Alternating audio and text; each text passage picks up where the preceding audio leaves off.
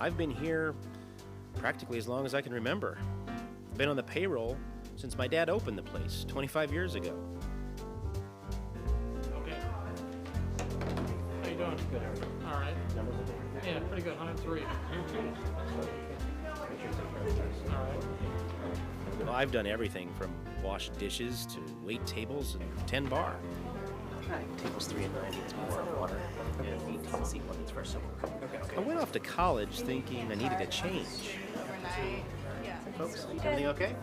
So I studied biology, and I taught high school students for 7 years. Ladies and gentlemen, everything's looking great. Okay. Victoria, Mr. and Mrs. Wales wanted me to tell you the rack of lamb was excellent, as usual. But I was always back here on the weekends helping out. Especially after Dad opened the Blue Goose 12 years ago. Not long after that, he offered me the keys to both places. You think restaurant work is hard? Try teaching science to 15-year-olds. You wouldn't think that teaching high school biology would be any help in the restaurant and bar business, but it does give me a very clear understanding of what happens to your body when alcohol is consumed. And that knowledge is a pretty important part of my job. It's also important to the jobs of the people who work for me. Bartenders, bus and wait staff, my host, even the valets. But understanding biology is only half of what you need to know about intoxication. You need to know how alcohol moves through the body, how it gets broken down and removed from the system, and you need to be familiar with the factors that affect someone's blood alcohol content. One of the most obvious factors, of course, is how much they've had to drink. So you need to know how to count drinks. And once you know what's happening on the inside and why, you've got to be able to recognize the external signs. And by that I mean the physical and behavioral signs of intoxication. Then you need to know the key prevention measures so you can prevent your guests from becoming intoxicated in the first place. Okay, so here's a quick biology lesson. Alcohol moves through the body the same way food does, but it doesn't have to be digested in order to reach the bloodstream. Your body starts absorbing alcohol much sooner than you think. As soon as you take a drink, even before you swallow, a small amount is immediately absorbed into the bloodstream through the mouth. From the mouth, the alcohol moves into the stomach, where more is absorbed into the bloodstream through the stomach wall. But it's in the small intestine where most of the alcohol is released into the bloodstream. From there, it's on its way to the rest of the body. It's amazing how quickly alcohol moves once it hits the bloodstream. In just minutes, it reaches all the major organs, and that certainly includes the brain. The amount of alcohol that's been absorbed into the bloodstream is called blood alcohol content, or BAC. Well, once alcohol is in the bloodstream, there's no quick way to remove it. Forget what you heard about drinking coffee, exercising, or taking a cold shower. They just don't do a thing. The only thing that can rid the body of alcohol is the liver, and time. The liver breaks down alcohol at a constant rate of about 1 drink per hour. Drinking more than this will cause a backup in the bloodstream, raising a person's BAC. For example, let's say a guest orders 2 drinks in an hour. While the liver is breaking down the alcohol in the first drink, the alcohol in the second drink gets backed up and stays in the bloodstream. Have a third drink, and maybe a fourth, and, well, you get the picture. So your guest's BAC will be affected by how much they drink and how quickly. The strength of their drink will also make a difference, but these aren't the only things. Age, gender, and body type will affect their BAC. Their emotional state will also be a factor, as well as whether or not they've had food, medication, or cocktails that are carbonated. Plus, you have to bear in mind that these factors often appear in combination, and that only increases the risk for intoxication. But how do you determine if a guest is intoxicated? Well, there are 2 very simple tools that can help you. 1, count the number of drinks you're serving. And 2, become a good observer of your guest's behavior. Do these 2 things all the time, and you'll be better able to prevent intoxication. First, let's talk about counting drinks. To do it accurately, you need to know how much liquor they contain, and then compare them to the standard amount of liquor found in 1 drink. The following drinks are used as the standard measure when counting. They contain the same amount of pure alcohol and are counted as one drink. A 5-ounce glass of wine, a 12-ounce beer, a mixed drink with 1.5 ounces of 80 proof liquor, and a 1-ounce shot of 100 proof liquor. And while we're on the subject, let's make one thing clear. Diluting alcohol with a mixer doesn't decrease the amount of alcohol consumed. A vodka and tonic containing 1 ounce of 80 proof vodka is just as strong as a 1-ounce shot of 80 proof vodka. There are a few other things to keep in mind when counting drinks. Some types of beer and wine may have a higher alcohol content and will be counted differently than the standard measures, so you need to be familiar with the products you serve. The size of the drink and the amount of alcohol in it will also affect the count. So let's look at drinks with more than a single serving of alcohol, like the dry martinis we serve here. The recipe we use at both the Blue Goose and the Greenfield Inn calls for 3 ounces of 80 proof gin. To accurately count the drink, all you have to do is divide the liquor in the martini by the amount found in one drink. Since it contains 3 ounces of gin, and there are 1.5 ounces of 80 proof gin in one drink, our martinis are counted as 2 drinks, since 3 divided by 1.5 equals 2. It gets a little tougher when you're trying to count drinks containing more than one liquor, especially when they have different proofs. A margarita is a good example. Our recipe calls for 3 ounces of 80 proof tequila, plus a shot of 40 proof triple sec. That's about 2.5 drinks. Now that you know how to count drinks, how do you estimate someone's BAC? I keep a BAC estimation chart handy for this. There are separate charts for men and women, and each one indicates a range of body weights and number of drinks consumed. So make an educated guess about your guest's weight, and match it with the number of drinks you've counted, and you can get a rough idea of their BAC.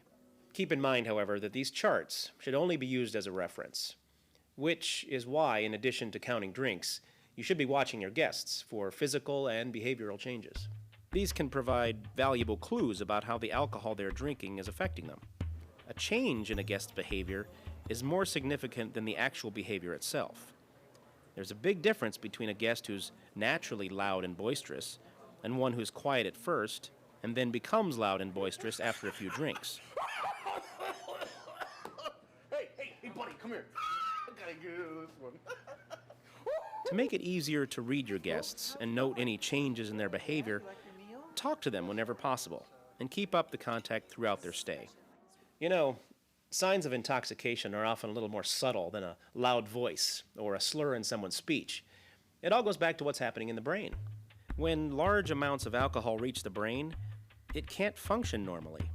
This triggers physical and behavioral changes, including relaxed inhibitions, impaired judgment, slowed reaction time, and impaired motor coordination. Our inhibitions restrain or suppress our emotions, actions, or thoughts.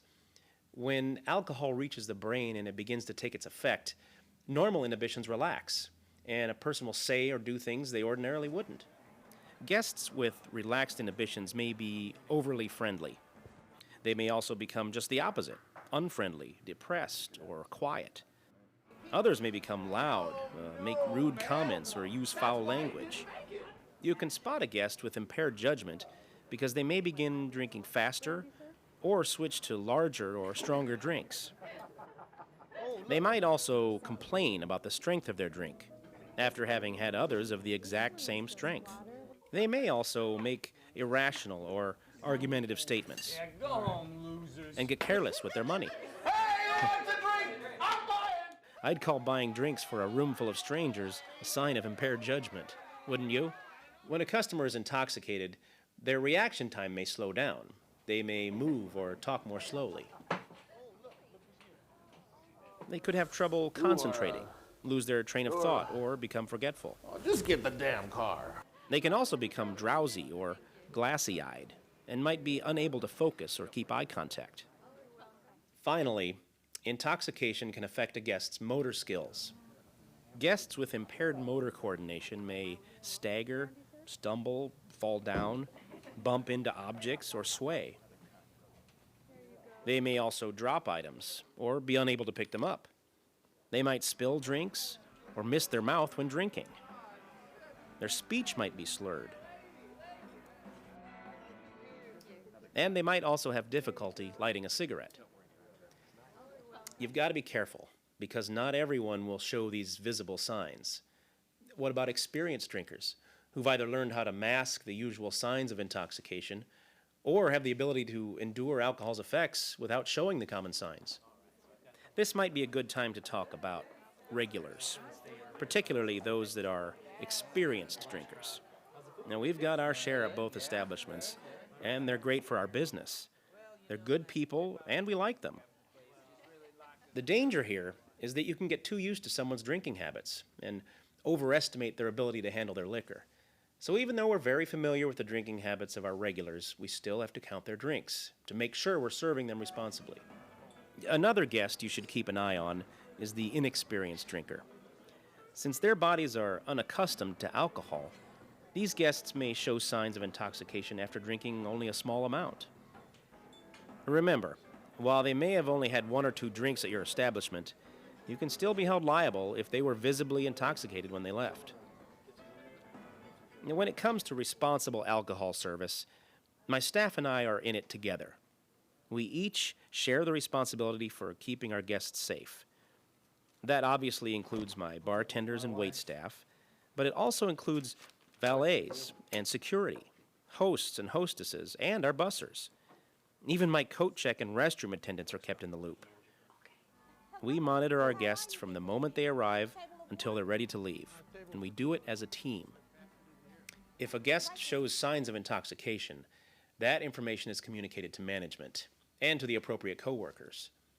Let's start with the valets. They're often the first to make contact with guests here. We train them to watch how guests handle their cars. If they're driving erratically, having difficulty parking, or they're having trouble getting out of the car, I want to hear about it. Once inside, our hosting staff has the next opportunity to spot an intoxicated guest. They're trained to use their few moments of contact to observe how guests speak and walk. Is their speech slurred or irrational? Can they make eye contact and focus while talking? Do guests stagger, stumble, or bump into objects as they walk? A yes to any one of these questions results in a quick call to me or one of my managers. Now, the bus staff also has a part to play. While they work around guests, they have an opportunity to listen to how they speak and watch how they behave.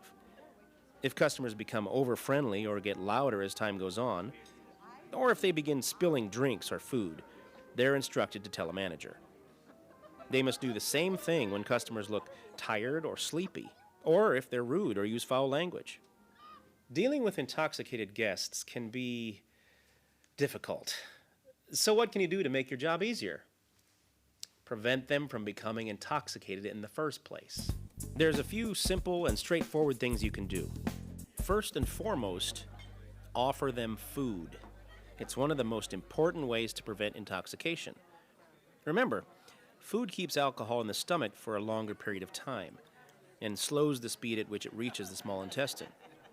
Some types of food are better than others, especially food high in fat and protein, because they're digested more slowly. Pizza, chicken wings, cheese, and deep-fried items are ideal. Avoid serving food that's high in sugar or carbohydrates.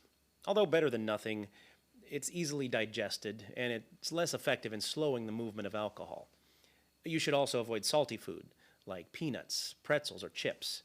These items can make the customer thirsty and actually make them want to drink more. Since alcohol causes dehydration, people may drink more than they ordinarily would to quench their thirst. You can help by offering water with drinks and refilling water glasses when necessary. Prevention also means you should avoid overpouring when mixing drinks. Overpouring makes it difficult to count the actual number of drinks a guest has consumed. Our bartenders are required to follow house recipes when mixing drinks. That way we get consistent pours. The customer shouldn't notice the difference between one drink and the next, no matter who made them. Finally, avoid serving your customer more than one drink at a time. This could speed their rate of consumption. You need to make these practices part of your routine. It's a very important part of your job.